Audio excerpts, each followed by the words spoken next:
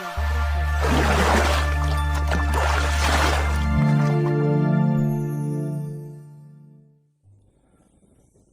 Assalamualaikum warahmatullahi wabarakatuh. Halo pemirsa Ekstradisi Channel dimanapun kalian berada. Selamat bertemu kembali dengan kami di Ekstradisi Misteri. Jangan dengarkan suara kami, tapi dengarkan ceritanya. Di episode kali ini kami akan menceritakan kisah nyata horor seorang perias pengantin yang merias bangsala lembut di alam gaib. Seperti apa ceritanya? Dan inilah ceritanya.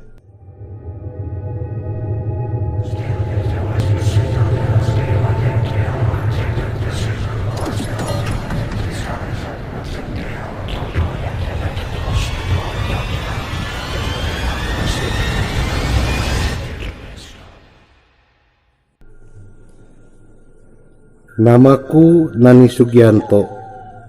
Orang-orang memanggilku Ibu Nani. Dan waktu kejadian itu usiaku 42 tahun. Aku single parent yang ditinggal mati suamiku. Dan aku punya anak satu laki-laki berusia 15 tahun dan bernama Sandi. Anakku Sandi mondok di salah satu pesantren di kota Ciamis. Kejadian ini aku alami tahun 2010 yang lalu. Pekerjaanku adalah perias pengantin di kampungku, yaitu masih di daerah Ciamis. Aku hanyalah perias pengantin kampung dengan modal yang sangat terbatas. Makanya tak heran langgananku hanyalah dari kalangan bawah, itu pun dari kalangan saudara dan tetangga yang dekat. Namun aku tetap menjalaninya demi menyambung hidupku dan anakku. Semakin hari saingan rias pengantin semakin banyak. Otomatis jasa riasku semakin ketinggalan dan semakin jarang yang membutuhkan jasa riasku. Aku pun semakin pasrah dan terpuruk. Hanya doa dan harapan yang selalu aku panjatkan, karena hanya itulah satu-satunya sumber penghasilanku selama ini. Hari demi hari, bulan dan tahun pun berganti.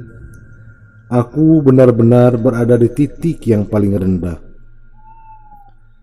di mana orang-orang tetangga bahkan saudaraku pun sudah tidak lagi menggunakan jasa riasku. Dalam keterpurukan itu, aku mencoba bangkit dengan cara membuat gorengan dan aku jual berkeliling kampung satu ke kampung yang lain. Walaupun hasilnya tidak seberapa, namun aku bangga masih bisa memperjuangkan hidupku dan biaya pesantren anakku. Singkat cerita, di suatu malam, tepatnya malam Selasa sekitar jam 12 malam, aku terbangun dari tidur karena mendengar suara ringkikan kuda di depan rumah. Karena kebetulan di depan rumahku adalah jalan kampung yang menuju ke kampung yang lain. Mendengar suara ringkikan kuda itu, aku pun terbangun. Suara kuda itu berhenti tepat di depan rumahku. Tapi aku tidak berani untuk melihatnya. Aku langsung ke kamar mandi untuk mengambil wudhu dan langsung masuk kamar lagi untuk sholat tahajud. Dan saat aku berzikir, tiba-tiba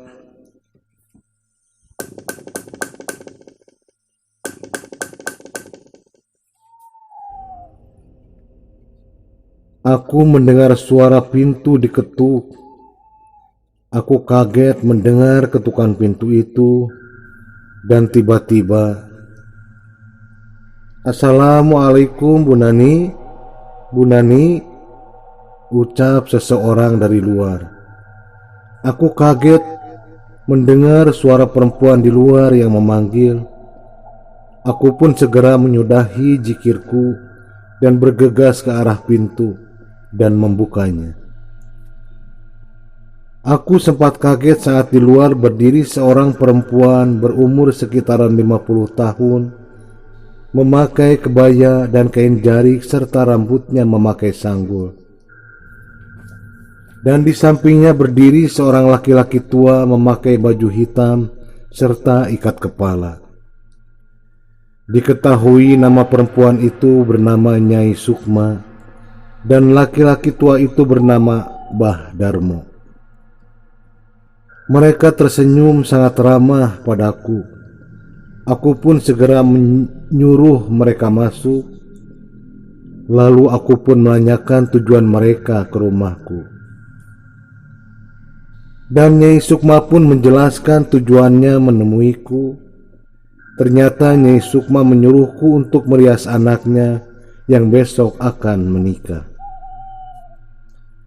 Aku pun sedikit kaget dengan tujuan mereka.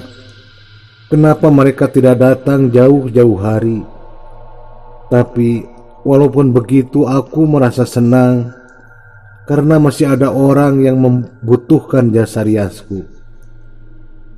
Lalu Nyai Sukma menyuruhku hanya membawa alat rias dan sepasang baju pengantin untuk akad nikah, ucapnya. Aku pun menyanggupinya dan langsung membereskan peralatan rias serta baju pengantin yang akan aku bawa dan memasukkannya ke dalam kantong yang cukup besar. Kalau sudah siap, ayo kita berangkat, ucap Nyai Sukma sambil berdiri dan berjalan keluar rumah. Aku pun segera mengunci pintu dan keluar mengikuti perempuan dan laki-laki tua itu. Dan di depan rumah sudah ada andong yang ditarik dengan 2 ekor kuda. Dan ternyata laki-laki tua itu adalah kusir dari andong tersebut. Andong itu kalau di daerah Sunda disebut sado atau delman. Lalu aku disuruh naik ke andong ke delman tersebut oleh Nyai Sukma. Dan delman pun mulai melaju. Aku tidak habis pikir karena di zaman sekarang masih ada yang memakai delman untuk keperluan penting. Angin di malam itu terasa sangat dingin. Tidak ada percakapan di antara kami. Hanya suara angin dan suara sepatu kuda yang berjalan yang aku dengar. Lalu aku mencoba bertanya, "Bu, kalau boleh tahu ibu tinggal di kampung mana?" Tanyaku memecah kesunyian. Sambil tersenyum Nyai Sukma menjawab, "Cirebon," ucap perempuan itu. "Lalu acara nikahan anak ibu di mana?" Tanyaku lagi penasaran.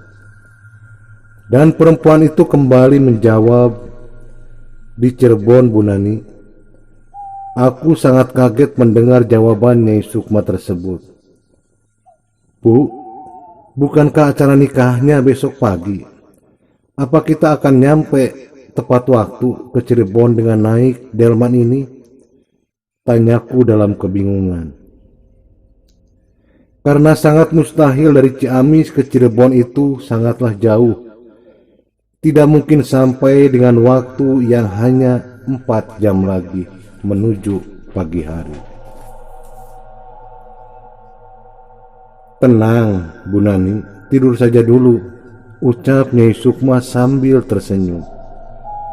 Setelah Nyai Sukma berkata begitu, tiba-tiba aku merasakan kantuk yang tidak bisa ditahan, dan aku pun tertidur. Namun, entah berapa detik aku tertidur, tiba-tiba Nyai Sukma membangunkanku. "Bu Nani, bangun, kita sudah sampai," ucap Nyai Sukma sambil menyentuh tanganku. Aku pun tersentak bangun. Ternyata delman yang membawaku sudah berhenti tepat di depan rumah besar yang sudah dipenuhi pernak-pernik dekorasi layaknya dekorasi pernikahan. Dalam kebingungan itu aku turun dari delman tersebut dan melihat ke sekeliling arah yang sudah ramai dengan orang-orang yang sedang mempersiapkan segala sesuatu untuk pesta pernikahan. Lalu Nyai Sukma mengajakku masuk ke rumah tersebut. Dan di teras rumah tersebut sudah berjejer pagar ayu dan pagar bagus, masing-masing berjumlah 5 orang. Lalu Nyai Sukma menyuruhku masuk ke kamar pengantin yang sudah didekorasi begitu mewahnya, dipenuhi bunga-bunga hidup dan kelambu warna-warni menjuntai di setiap dinding kamar tersebut. Aku pun duduk di kursi kayu yang penuh dengan ukiran yang sangat mewah. Dan selang beberapa saat, Nyai Sukma masuk ke kamar dengan seorang wanita muda cantik. Ternyata sang calon pengantin, yaitu anaknya Nyai Sukma yang bernama Sekar.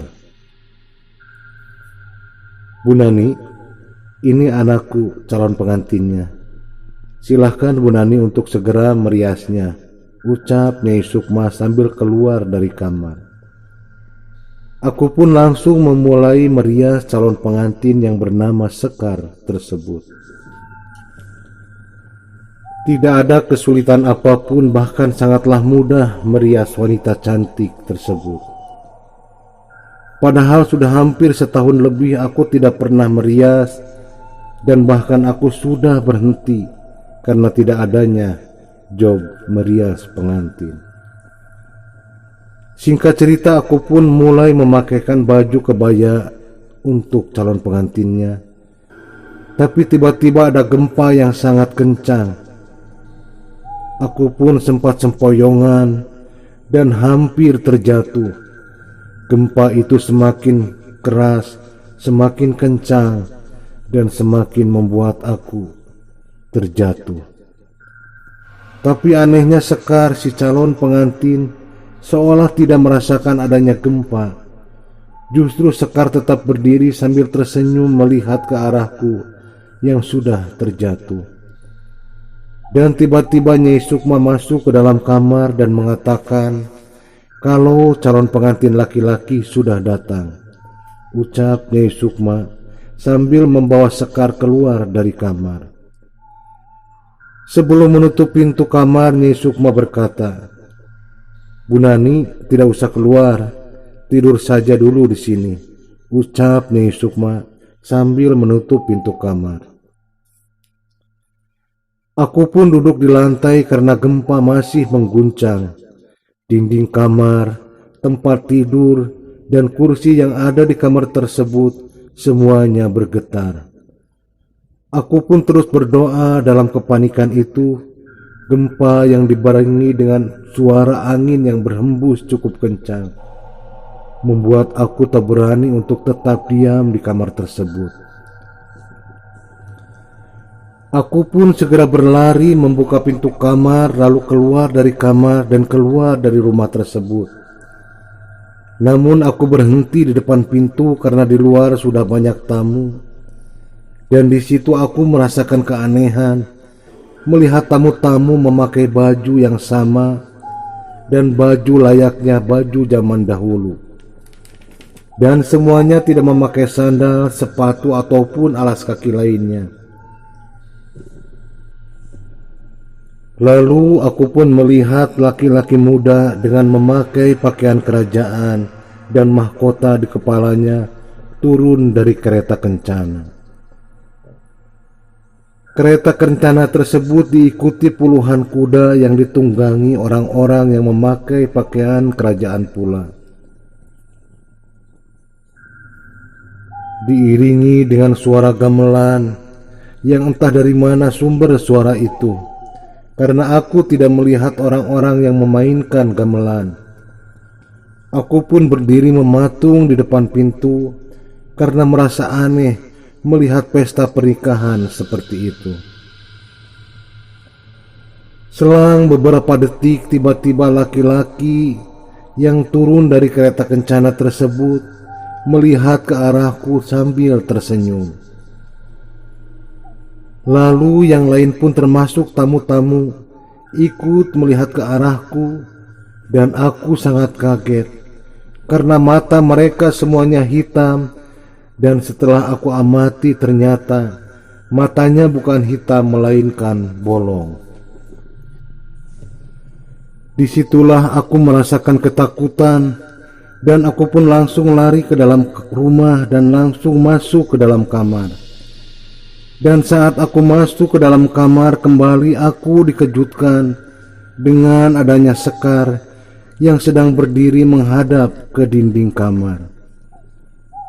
Aku coba mendekati untuk bertanya, namun tiba-tiba Sekar menoleh ke arahku dan ternyata Sekar yang tadinya cantik dengan dandanan pengantin hasil riasanku, sekarang wajahnya berubah menyeramkan dengan matanya yang bolong.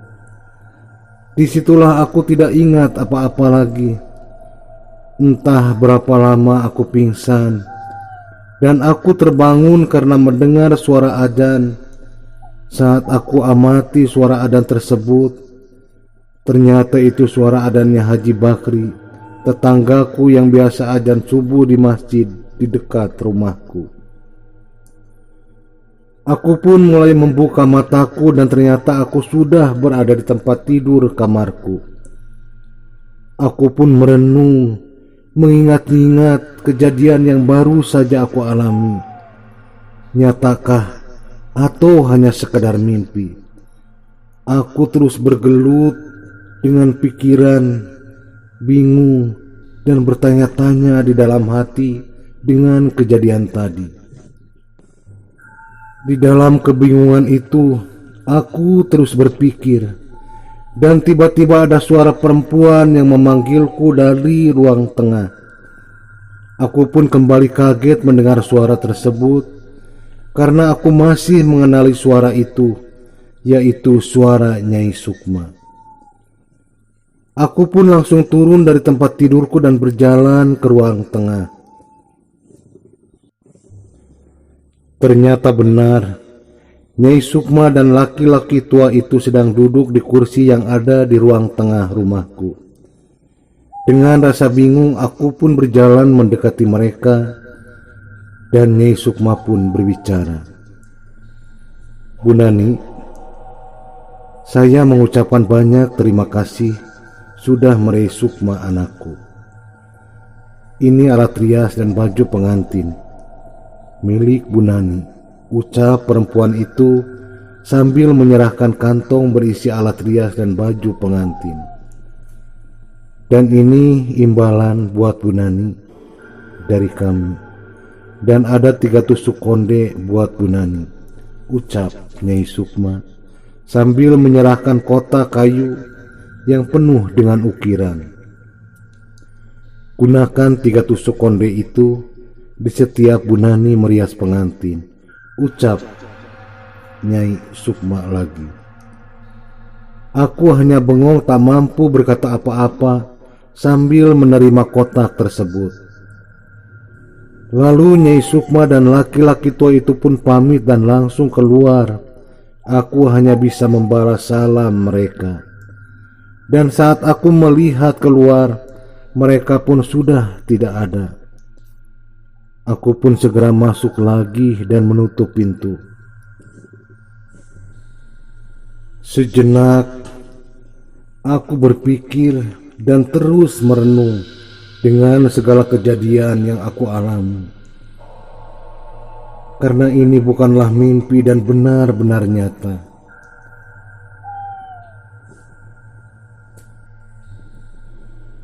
Lalu aku mencoba membuka kotak pemberian dari Nyai Sukma. Aku sangat kaget saat membuka kotak tersebut karena di dalamnya terdapat uang yang cukup banyak. Dan di bawah uang itu ada 3 tusuk konde terbuat dari kuningan dengan hiasan permata di sekelilingnya yang indah. Namun selama sebulan aku tidak berani memakai atau membelanjakan uang tersebut. Tapi atas anjuran saudaraku yang cukup tahu tentang hal gaib, beliau mengatakan kalau uang itu asli dan rezeki buatku. Lalu beliau mengatakan kalau aku termasuk orang yang sangat beruntung dipilih untuk merias salah satu anak dari kerajaan gaib di Cirebon yang menikah dengan putra dari kerajaan gaib dari tanah Jawa. Aku pun merasa bersyukur dengan cara Allah Subhanahu wa Ta'ala melimpahkan rezeki buatku dengan cara seperti itu. Lalu sebelum menggunakan uang itu aku pun bersedekah ke masjid, orang jompo dan anak yatim, agar rezeki yang aku terima menjadi berkah. Dan setelah mengalami kejadian itu, alhamdulillah, usaha rias pengantinku semakin berkembang. Semuanya atas kehendak Allah Subhanahu wa Ta'ala. Dan di setiap riasanku aku selalu memakai tusuk konde pemberian Nyai Sukma, sekedar menghargai amanah yang diberikan Nyai Sukma. Nah pemirsa, itulah kejadian nyata yang dialami Ibu Nani. Tidak ada yang mustahil terjadi apabila Allah Subhanahu wa Ta'ala berkehendak. Ambil hikmah dari kejadian ini dan sampai ketemu lagi di kisah nyata berikutnya, hanya di Ekstradisi Misteri. Wassalamualaikum warahmatullahi wabarakatuh.